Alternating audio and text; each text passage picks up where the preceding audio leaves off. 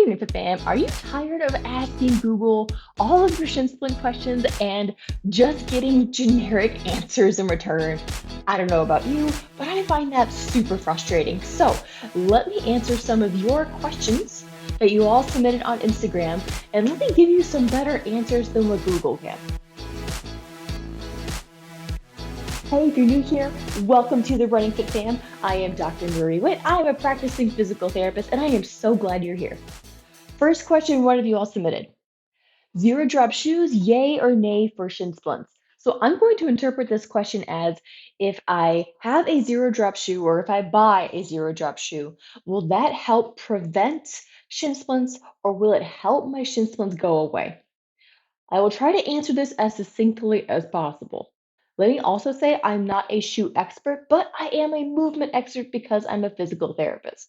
So, first off, let's start with I haven't seen specific research, scientific papers saying one particular shoe will help you get rid of or prevent shin splints. So, if someone is telling you that, don't be afraid to ask for the facts. There's been a lot in recent scientific research talking about how stronger feet, like physically strengthening the muscles in your feet, can result in a big decrease in running injuries. We're finally exploring how important strong feet are for runners. So, in theory, the zero drop shoe, what this will do is because it puts your toes and your heel on the same plane, it requires your Achilles tendon to exist in an elongated state, meaning in a regular running shoe, instead of zero drop shoe, remember, it's all one plane. In a regular running shoe, there's a little bit of a heel stack.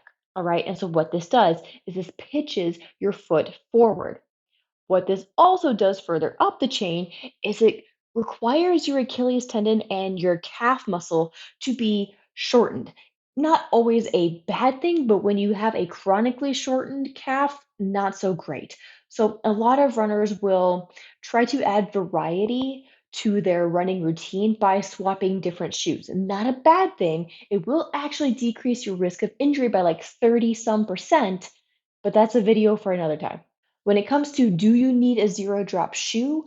No, you don't. You do not have to go buy a zero drop shoe to help prevent or fix shin splints. What you do need to do is focus on strengthening your feet. Looping back again to why people want zero drop shoes. Remember, all one plane.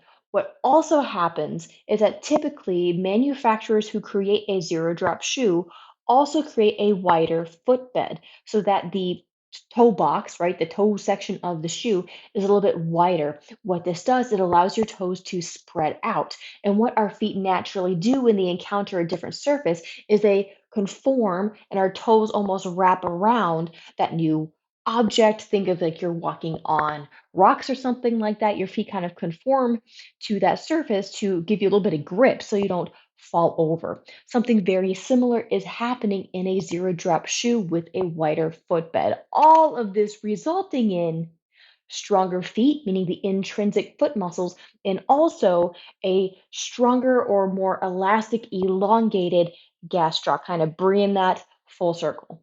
Another question I got, is a stair climber good for shin splint recovery? I'm going to go out there and I'm going to say no. The reason I don't love recommending a stair climber right away to my injured runners in the clinic is typically by the time they see me, or maybe this is even you are finding that certain activities throughout the day are actually kind of irritating your shin. And inevitably, I will ask a runner, whether it's on Instagram, on YouTube, in person, hey, tell me what irritates your shins. We talk about some stuff, and I ask them, what about stairs going up or going down? And 9 times out of 10, you all will say, oh, yeah, that does actually irritate it. That does actually hurt. So, when your body is reproducing symptoms consistently, regularly, day in and day out, I hope not, but if that's you, if that happens, then I'm not going to prescribe you an exercise that continues to replicate that symptom because we need to understand what your body is saying and how it's talking. And a lot of time when there is pain with a normal activity like going up and down stairs, it's typically a sign for me as a PT not to tell you to keep doing the exercise that mimics that. In this case, a stair climber. What we can do instead, though, is use your response to stairs going up and going down as a test, as a way to take the temperature of how your shins are doing. Case in point, let's say we work together. The first day I see you, you say, "Yep, my shins hurt when I go up and down stairs." We work together for 2 weeks. I come back to the same question, "How does that feel?" And you go, "Oh, yeah, my shins haven't hurt me. I don't remember the last time they hurt me going up and down the stairs." It's a very real scenario.